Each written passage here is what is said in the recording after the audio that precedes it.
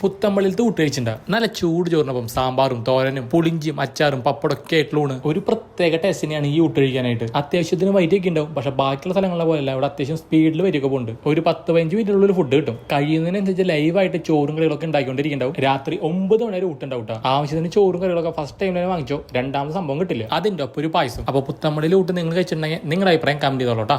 ഇത്രയധികം പീസ്ഫുൾ ആയിട്ടുള്ള ഒരു അമ്പലം, തൊട്ടടുത്ത് തന്നെ അതിലും അട്രാക്റ്റീവ് ആയിട്ടുള്ള ഒരു കുളവും, വലിയ ബഹളങ്ങളോ ശല്യങ്ങളോ ഒന്നുമില്ലാതെ തൊഴുതു വരാനും കാമായിട്ട് കുളിക്കാനും പറ്റിയ സ്ഥലം. തൃശ്ശൂരിൽ തിരുവിതാംകൂർ ദേവസ്വത്തിന്റെ കീഴിൽ വരുന്ന കുറച്ച് അമ്പലങ്ങളിൽ ഒന്നാണിത്. ആ കുളത്തിലേക്കുള്ള വഴിയും അതിന്റെ നേരെയുള്ള പാടും ചുറ്റുപാടും എല്ലാം നമുക്കൊരു ഫ്രഷ് ഫീൽ കിട്ടും. ഈ ഒരു കുളത്തിന്റെ രൂപം കാണാനും പ്രത്യേക ഭംഗിയാണ്. ആ കൽപ്പടവുകളും ആകൃതിയും എല്ലാം. മഴ കഴിഞ്ഞൊരു ടൈം ആയതുകൊണ്ട് തന്നെ അത്യാവശ്യം നല്ല വെള്ളം ഉണ്ടായിരുന്നു. അമ്പലം എന്ന് പറഞ്ഞാൽ ഒരു പോസിറ്റീവ് എനർജി കിട്ടാനാണല്ലോ നമ്മളൊക്കെ പോണേ. അത് ഇവിടെ വന്നാൽ കിട്ടും. നമ്മുടെ തൃശ്ശൂര് പെരിഞ്ചേരിക്കടുത്തുള്ള മടത്തിലമ്പലാണിത്. അനാവശ്യ പരിപാടികൾക്കൊന്നും ഇങ്ങോട്ട് വരലെന്ന് പറഞ്ഞുകൊണ്ട് ഫാന്റസി കപ്പിൾ ഇതുപോലുള്ള വീഡിയോസിനായിട്ട് ഒന്ന് ഫോളോ ചെയ്തോളൂ.